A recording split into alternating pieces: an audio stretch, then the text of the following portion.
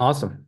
Um, Good morning, afternoon, evening, depending on where you are. Today, we're going to be talking about real-time machine learning. That's not what you were looking for. You are in the wrong place. But otherwise, today, what we're going to do, so agenda-wise, um, we're going to talk about what makes a system real-time. The term real-time gets thrown around a lot. And my goal is to first explain all the components of real time. Um, we'll talk about the ML lifecycle for real-time applications, from data ingestion all the way to deployment. We'll talk about the MLOps platform for real-time ML. We'll talk about feature stores. We'll talk about all the other components that typically make up a platform, an MLOps platform for real-time machine learning. At any time in this presentation, feel free to ask questions. If you are in Zoom, you can just throw them in the Q&A. If you are on LinkedIn or Twitter, you can just leave a comment there and Marie will pass those questions on to me as well. So I'll make sure to get to all of your questions. I will leave time at the end for Q&A, but also throughout the presentation, I will make time to answer any questions that come up. So please feel free to share your questions. Let's begin by answering the question of what is real time? What does it mean when people say I do real time ML? What does real time mean in that context? The answer is no one knows what it means.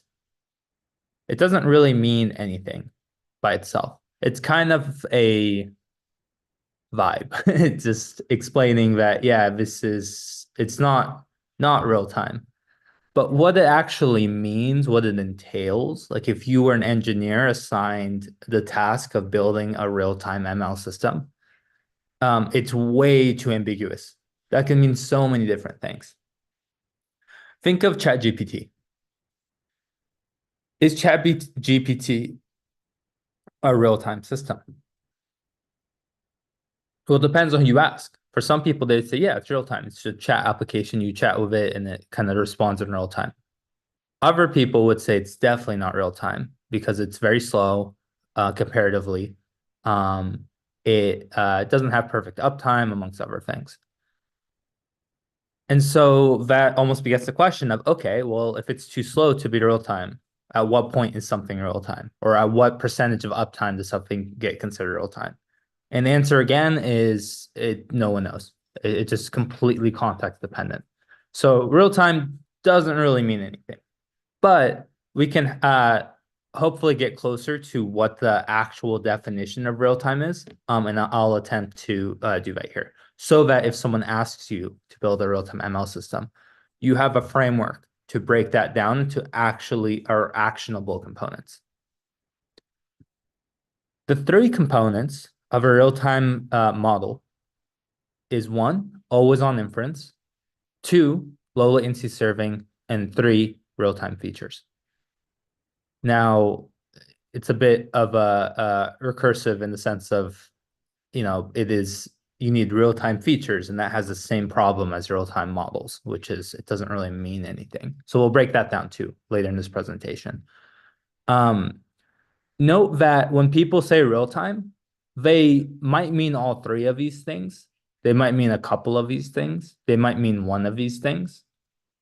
It's not really clear, but these are the three different axes that typically come up with real-time models.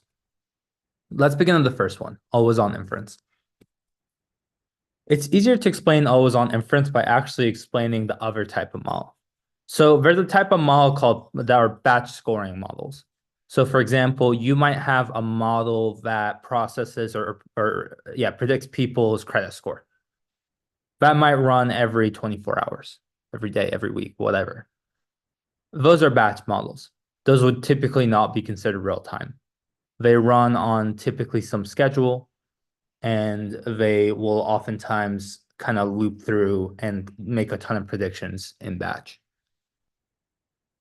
In contrast, an always-on model or an interactive model is a model that is constantly running and you can at any point in time send a request to. Some examples of interactive models are recommender systems, chatbots, fraud. They maintain a certain amount of uptime. They're always up, very interactive. They're always on for inference. They typically serve under a certain latency budget. It doesn't really make sense to have a interactive model that takes a day to respond or something. It doesn't really count. And because it's always on, it means that data is inherently changing underneath. So with batch scoring, there's a kind of finite end time where the model's done running. So you can run it and then it's done running, and that happens in a very short window. So the idea of like data drifting and doing other things doesn't really exist. Whereas if you have a model that's constantly running, it might have been trained 6 months ago and it's still running today. In that time, data shifts, things happen, and the model can start having its performance degrade. So monitoring becomes a huge concept when it comes to interactive models. Are interactive models real time? Well, it's a component of real time. And this is kind of part of what I'm getting at, which is that real time isn't really a useful term. I actually really hate the term when people say, oh, we're looking to do real time. It just doesn't mean anything. So that was always on inference, which is the idea of like you have a model which is constantly running. It's always ready for requests. The second component of real time is low latency serving, which is oftentimes tied to that. So what is low latency serving? It's typically serving under some sort of latency budget. So for example, if you work at a company like Spotify and you open the homepage, there's often a latency budget for how long it takes before the homepage is populated. And if you have a model, which is like a recommender system, you fit into that latency budget. So you are maybe given a slice of that latency budget that you have to work within to get from request to response to inference. And so real-time models often have the property of being low latency. The cutoff is super context dependent. For recommender systems, the cutoff can be super low. Like you might have a very, very low latency budget. So you have to go super fast. Whereas for some applications, like fraud detection, you might have a bit longer. You might have a couple seconds. With recommender systems, a couple seconds would be extremely slow, would be really bad. Whereas with, like I said, with fraud detection, you're dealing with transaction. Transactions always have that kind of couple second long processing request thing. Taking a second to process fraud isn't usually a huge deal. So again, it's very context dependent. The final component of real-time features, or of rather real-time models, are real-time features, which is also ambiguous. So let's break down what a real-time feature is. First, what is a feature? Well, a feature is just an input to a model. If you have a model which makes music recommendations, you might want to know a user's favorite song in the last week. You might want to know what genre they've been listening to today. You might want to know the last song they listened to. Those are all features. They're all inputs to your model. Real-time features have two components. There's latency, which we kind of just talked about, and then freshness, which is kind of a new concept. So latency is similar. There's a latency budget. So for example, the ML system itself might have 100 milliseconds. The model might take 60 milliseconds to actually run. So given it features, it will take 60 milliseconds to do all of its computation and spit out an inference.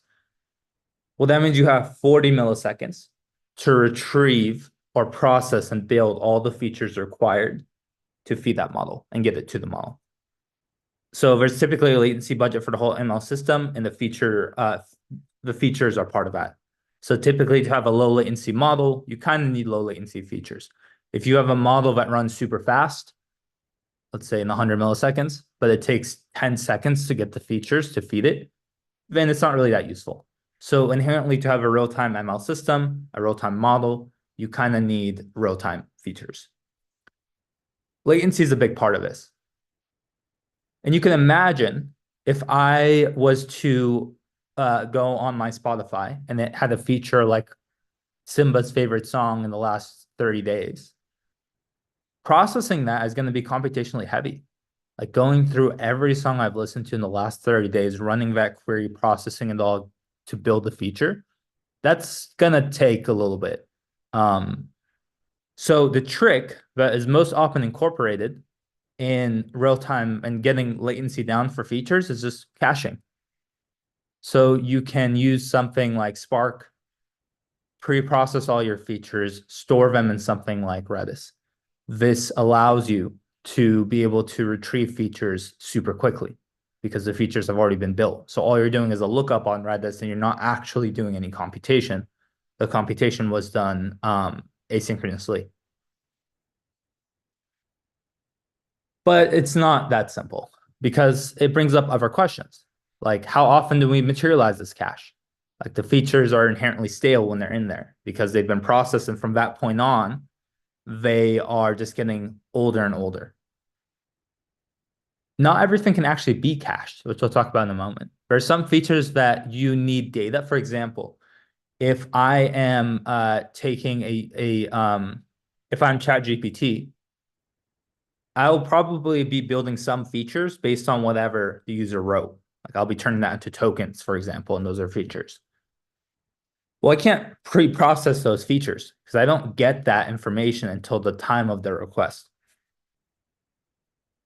Pre-processing is inherently expensive.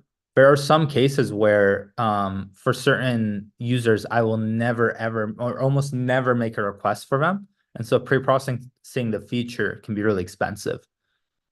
And kind of on the same point of cost, even caching, if I have 100 million users and each of them have thousands of features, keeping all of those things in Redis can be expensive.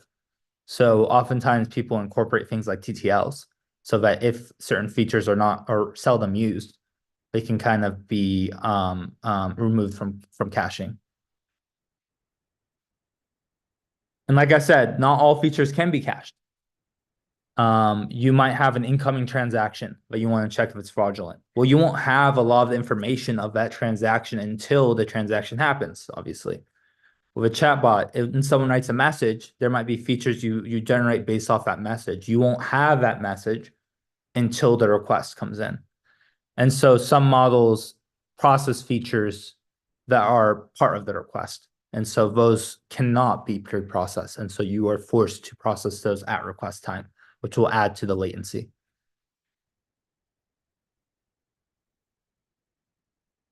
The other component of real-time features is freshness. So I've been talking about latency. I've talked about caching. Interestingly, caching is kind of in contrast to freshness. Freshness is, in this context, not about being super fresh, but rather it's much more how old is this feature value? When you think about pre-processing or like caching features, the features are stale. They get old. And sometimes that's a huge problem because those features become not very predictive. And other times it doesn't matter. So for example, if I have a feature, which is what is the last song user listened to, and I'm only processing that in batch every month, it's almost useless. Like it's not really going to be predictive typically, because if people listen to music every single day, knowing what the last song they listened to was a month ago is not going to be predictive. So you need high freshness there. There is maybe a feature which is their favorite song this year. That doesn't really have a high freshness requirement. It can be pretty old. Like you might know what their favorite song this year was, and it was processed a week ago. Chances are it probably hasn't changed that much. Favorite genre last week is kind of in between. Like if you're processing that every hour, it's surely fresh enough. If you're processing it every day, it might still be okay. If you're processing it every week, then you kind of lose the whole point of that feature. So freshness is a spectrum similar to latency. There is no such thing as like it's not either it's fresh or not fresh. It's really context dependent. So kind of as I'm getting through this, you'll probably notice a lot of what I'm saying is real time is extremely context dependent. What I'm giving you are the components of real time so that you can decide, hey, okay, we need a real time ML system. Okay, does the model always have to be running? And what latency do we have to return in? Is it 10 milliseconds, 100 milliseconds, seconds, minutes? How about the features? Do they have to be fresh? Are these features that change a lot? Are these features that are mostly static over time? All these things come into play as you're thinking about and building real-time ML systems. There are 3 types of features. Each of these features have different components with regards to latency and freshness. So there are batch features. Batch features are features that are pre-processed. So you had already built them and you cache them in something like Redis. These features typically have very low latency because Redis is just inherently a very fast thing to read from. These features typically have pretty low freshness, though, in that they run on some schedule, and that schedule, depending on length, will make the features stale. So they're not very fresh. Now, like I said, that could or could not be a problem. And then the final piece, which I didn't really talk about, but is really important in this context, is they are very simple. Doing batch features on some schedule is an extremely simple thing to do. First, streaming features. Streaming features sound like the best of all worlds. So with streaming features, you are processing features off of a stream of data that's coming in. So inherently, they will be pretty fresh. Now, it's not perfectly fresh because there is latency between the message going into like a Kafka queue and it being processed and then updated in Redis. So if you need like 10 millisecond freshness, streaming pipeline probably won't work. But if you just want to know what the feature was and you don't care if it's a second old, then streaming is going to be great. It's pre-processed, so it's quite low latency. It's already pre-processed. The problem with streaming pipelines are cost in 2 ways. One, and the most important one, is complexity. Streaming pipelines are typically very complicated and complex to deploy and manage.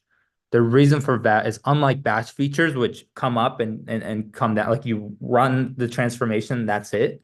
Streaming features are always running. So when things break, weird data comes in, some upstream data system changes their schema. It's quite painful to fix that and deal with that. So they're just more complicated to run. They also run across all events that are coming through Kafka. In some situations, like we talked about before, you don't want to process and build every feature for every user. Sometimes features just are seldom used. And so it actually doesn't make sense to pre-process every feature. The third kind are on-demand features. On-demand features are not pre-processed. So on-demand features are processed at request time.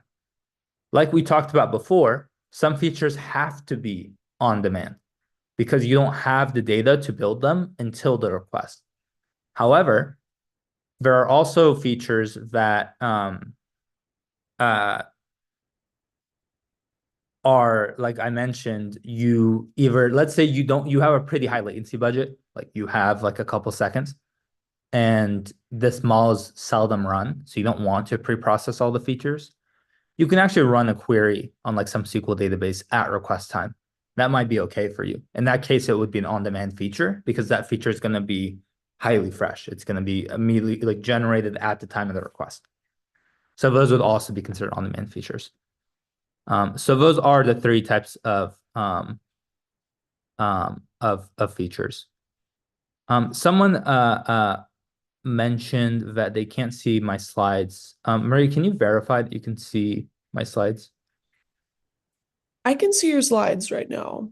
Okay, Mhm. cool. We'll keep moving forward. Hopefully, the attendee, I'm not sure how to help. But we will post this on YouTube after. So even if it's not working here, you'll be able to follow along on YouTube later. Just send us an email so we can make sure we get that to you.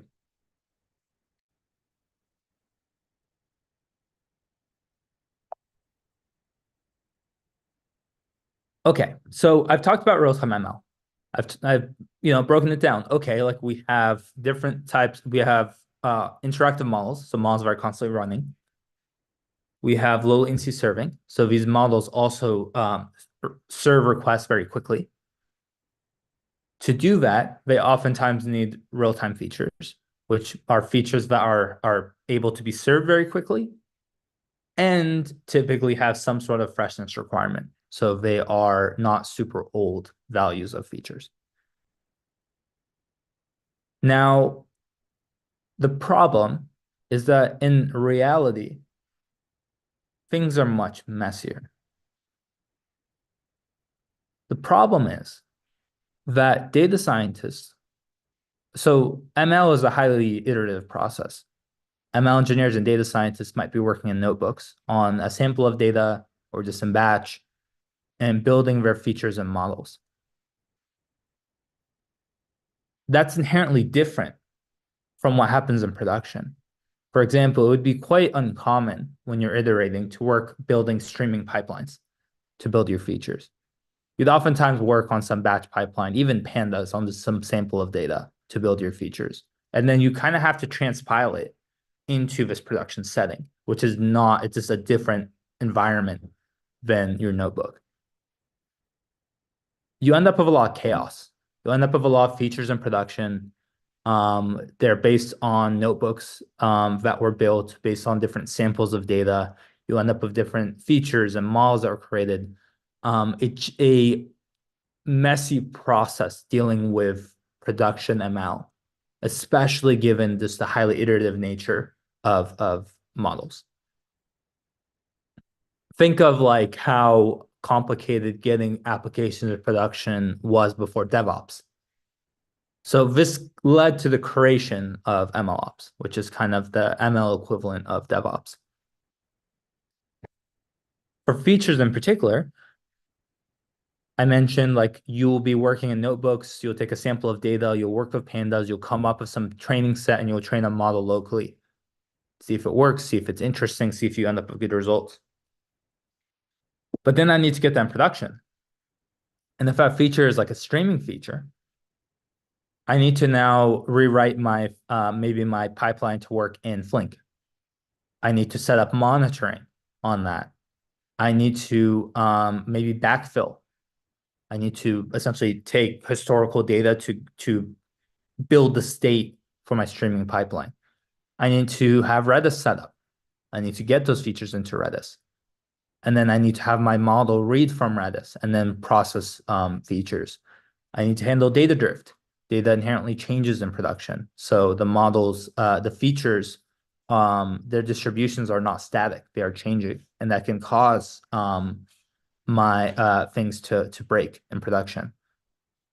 So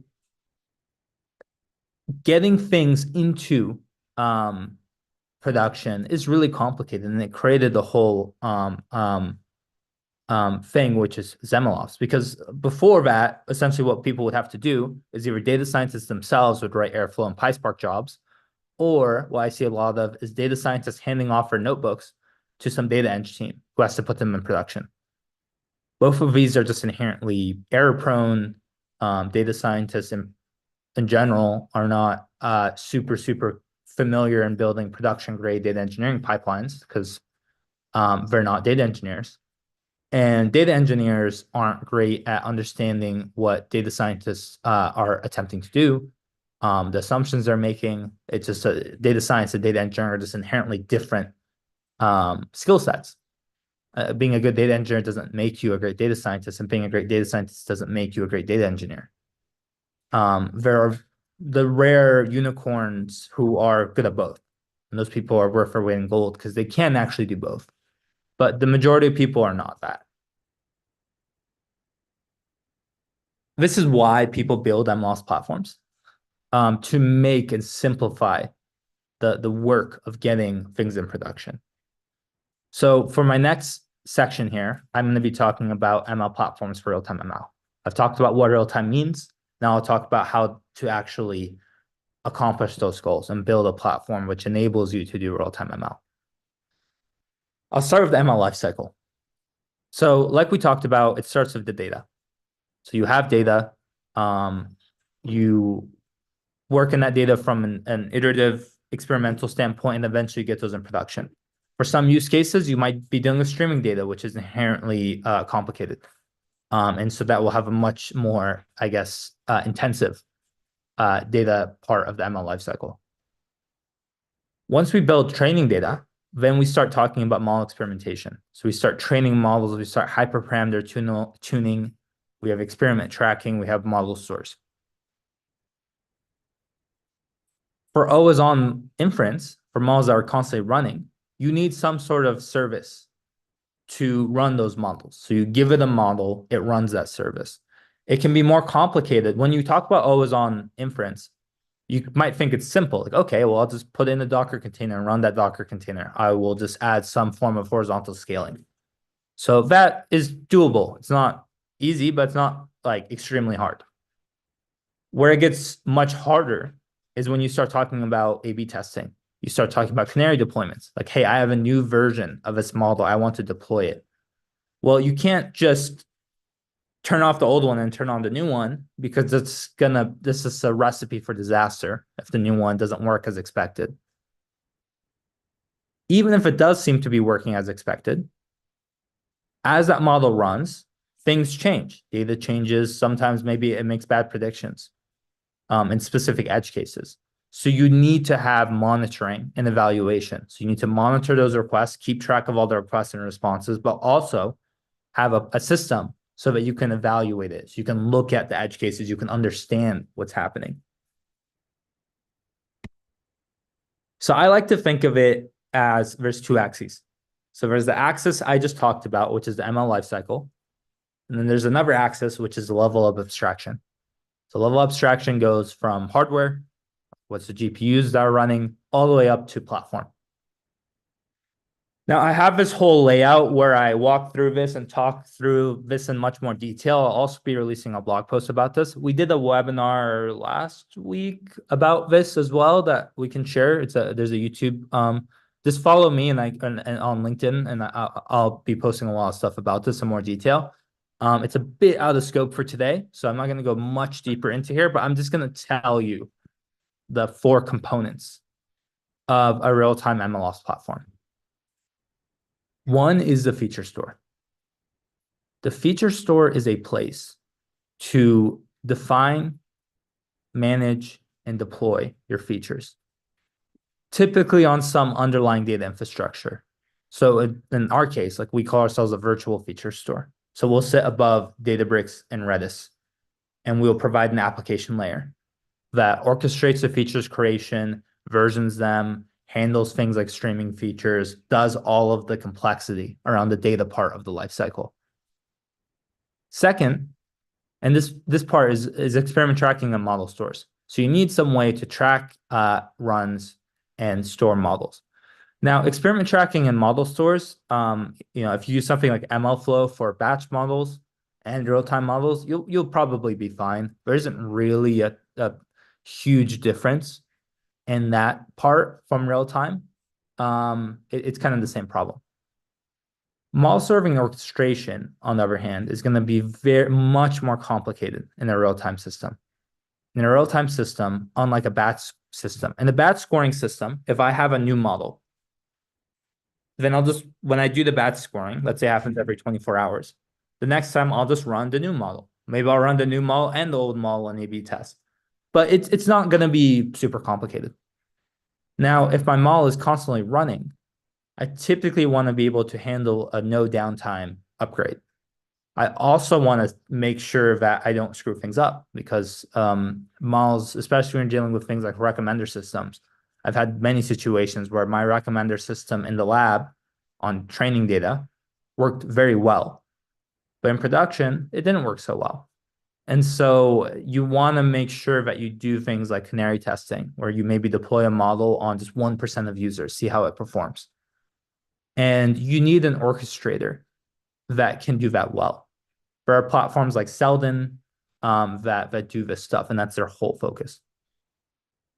Monitoring and evaluation, similar to model serving and score. And when you're doing batch scoring, evaluation is very simple, right? You kind of have all of your predictions. You can evaluate those predictions. If you see a prediction is wrong, you can go through and kind of handle that offline. In real-time systems, you're constantly making predictions, and oftentimes those predictions are user-facing. So for things like recommender system, you might not even really know if your recommendation was bad unless a user complains. So you have to kind of use implicit data. Did they click on my recommendations to try to deduce if your recommendations are good? So the four components of a real-time ML system are feature stores, experiment trackers, model orchestrators, model deployment mechanisms, and then monitoring and evaluation. So four different components that make it up. You'll notice that those four components directly coincide of the four modes of the ML lifecycle. And that's because even though these things aren't linear, like you're not just going 1, 2, 3, 4, when you're working with data, your mode and your tools are just going to be different than when you're doing hyperparameter tuning, which is going to be different from when you're doing deployment, which is going to be different from monitoring and evaluation. So these are kind of four different modes and ways of thinking that have four different workflows and therefore have four different tools. And so that's why in the system, you can see that there's kind of the ones that go all the way across. And then when you get to the MLOps layers, you tend to have like, point solutions for those four stages. Now, I'm going to deep dive in particular into feature stores because feature stores come up a lot when people talk about real-time ML. And it makes sense. Like when real-time ML, there's parts of it which are very clear, right? Like, okay, like if something is real time, I need that model to be running. I need some deployment mechanism for that. That's kind of clear. Evaluation also kind of, and monitoring is also kind of clear. Those things also have direct equivalence in DevOps versus data and feature stores are kind of its own problem statement. We often associate those things with real time. I mentioned what a real time feature was, but I want to go into what feature stores do. Feature stores attempt to accomplish 5 things. They facilitate deployment, so they make it easier to get your models or your features, rather, from your notebook, an experimental setting, to production, even if production means complex streaming pipelines. This is kind of a way to understand what it looks like when you deploy features without a feature store. You might get them in production, but to get there, you end up with untitled notebooks. You end up with these shell scripts that get run. You end up with ad hoc Spark submits. You don't end up with any documentation. Imagine, have you ever looked at a training set and been unclear how that training set was built and how you would build it again? Those are kind of a set of problems that feature stores solve really well, as well as just the simple problem of, hey, I have my feature in a notebook. It's pandas, but now I need to run it in a streaming pipeline on Spark Streaming. And I need to monitor those features. And I need to handle all the complexity that comes with deploying that feature into production.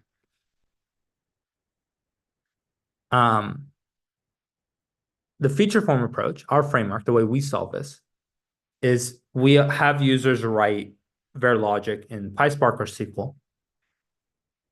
There's a framework that we provide. It's a Python framework where you'd use Featureform. And then Featureform will run those things, orchestrate them, do monitoring, versioning, everything you would need to make it production grade, and runs it on your infrastructure, even if it's something like Spark and Redis on AWS, if it's on-prem, whatever. Virtual feature store idea is this idea where you would define your features via some SQL, PySpark, whatever logic you use. Featureform provides you a resource repository, collaboration tools like search and discovery, monitoring and alerting for data drift, uptime, governance, which is obviously very relevant for some verticals, and orchestration, so that you yourself, as a data scientist or ML engineer, can kind of not worry about having to write your own materialization jobs to copy your new feature into Redis, updating that, dealing with streams, dealing with backfill, all that kind of gets handled for you. In the end, this allows you to serve features for both online inference and for training. Another major component of feature stores, which I've touched on, is enhancing collaboration and organizing experimentation. Features are often documented manually. And as anyone who's like me, at least, that doesn't always happen or doesn't always happen very well. So feature documentation is typically quite a painful process that's done manually. People just don't document their feature pipelines.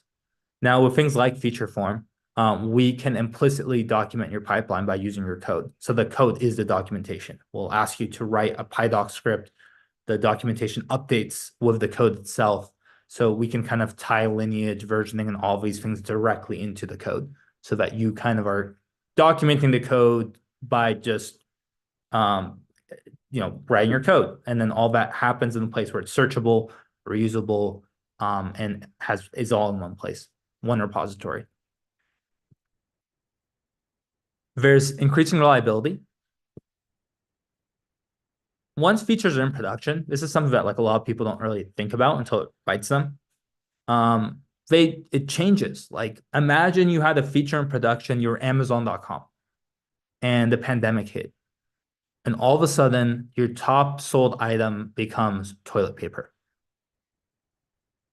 If your models might start doing crazy things in those situations, because models, they are resilient to some level of distribution change, but you can typically break them by dramatically shifting distribution. They generalize pretty well, but they're not perfect. They're not even close in most cases. And so without having drift monitoring, you won't catch a lot of these issues. And the worst part of this is sometimes at least the model breaks or completely misbehaves, and then it's, you can at least try to debug this. In some situations, the model just starts performing worse. It's like 5% worse. And if that's a recommender system, that might directly be affecting your revenue, or the company's whole revenue. And it could just be because features are drifting, but no one's monitoring for those. No one is catching those and validating that, hey, the features or the model is still robust to this drift. And so you end up with models starting to degrade in production. And then finally, there's preserving compliance. I won't really go deep into that, but you can imagine that if you're dealing with production data, that a lot of that data is also going to be, depending on your use case, if you're like a bank, it might be highly sensitive. If it's highly sensitive, then you need governance, you need to preserve compliance. And so feature stores can sometimes do that innately, so that just by using the framework, we guarantee that compliance is maintained and enforced. Now, there are different types of feature stores. So a lot of what I've described is our approach, Featureform's approach, which we call the virtual feature store. I want to just take a moment and kind of contrast that from other feature stores, where they just treat features or a feature store as a database where features are stored. So if you use something like Feast or Databricks' feature store, you still have to build your own transformations. You run those transformations, and then you just output the feature into the feature store. Now, as we talked about, that still puts a lot of the complexity building, managing, deploying, maintaining, real-time features on the user. With Featureform, we orchestrate the transformations so that from your perspective, you're just taking the logic that you used in experimentation in your notebook, and you are just kind of giving it some metadata and then getting that into production, and Featureform handles the rest. So that's our approach, is using the Featureform framework. So I want to come back and maybe do a quick summary. So real time doesn't really mean anything. No one really knows what real time means. It's kind of just a vague term that implies some stuff. It's provocative. Like, who doesn't want to work on real time ML? That sounds awesome. When people talk about real time ML, it kind of starts at the model. The model, oftentimes it has to do with these three components, which is always on inference, so that the model is always running, is always handling requests. So unlike a batch scoring model, it is a model that runs in a container of some or a service, and you can just hit it with an API call. That typically implies low latency serving. Now, what low latency means is going to be super dependent on your use case. If you are a recommender system, low latency can typically be quite low, like you don't have a lot of time. If you're dealing with fraud, you might have a little more time. And then there are real-time features. Now, real-time features also have two components. Real-time features have the components of latency and freshness. So latency just being, if the model needs to be low latency, then it needs to be able to receive the features as low latency, because those things are serial to each other. The model can't make a prediction until it gets the features. The features are slow, then even if the model is fast as a whole, the system is slow. You're adding the latency of the features and the model. And then freshness. So if features are not fresh, then the model's predictions might be quite bad. So in experimentation and training, you typically have perfectly fresh features. In production, your features are not always perfectly fresh.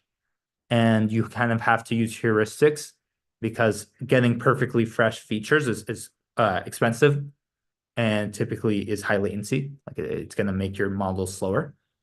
But these are the two components to think about. Very different types of features, like we talked about. There are streaming, batch, and on-demand features, which all have different components with regards to latency, freshness, and complexity. And tools like feature stores can make it much easier to deploy, define, manage all of your features in production for real-time ML. So that's all I have for you today. If you have any questions or you have anything you want me to dive into, I'm happy to do that. This would be a good time to ask any questions you have. Otherwise, I'll be handing it back to Marie to kind of do a little sign off, or I'll give a kind of quick sign off of what comes from here. Well, actually, why don't I do that? Well, if you have any questions, please write them into chat. If you're on LinkedIn or Twitter, just leave a comment, and I will have Marie look at those and send those my way so I can answer them. If you're in Zoom, you can just put it in the Q&A. Okay, so what happens from here? Marie will be sending everyone an email. That will include just a place where you can give us any feedback you have. It will include links to slides and other things. It will also include a few links to future webinars. So we have a lot of webinars here. If you want to continue to learn more about ML beyond just real time and feature stores, we have a ton of content on it. We have a Featureform community, which is a great place to keep up with things and ask questions, which you'll be able to join. There'll be a link to join our community in the email. And yeah, otherwise, you can also follow me on LinkedIn. You can follow Featureform on LinkedIn, and that's also a great place to keep up with us. I'll give another minute for Q&A if anyone has any questions. Otherwise, we can conclude. Marie, is there any questions on LinkedIn or Twitter? Not that I can see. Cool. Awesome. Well, I'll make you host again so you can finish up here. Oh, there's one question that just came in. Does low latency plus high freshness equal real time? So real time doesn't really mean anything. Typically when people say, hey, we need real time features, my questions are, okay, what latency do we need? How fresh do those features have to be? So with regards to features, low latency and freshness are the two axes, the two values that you are actually asking about. And what someone means when they say real-time feature is going to be completely dependent on context. So you have to ask and break it down as in that way. And that's related to features. Now with models, it's always on inference. It is latency, and then it is real-time features.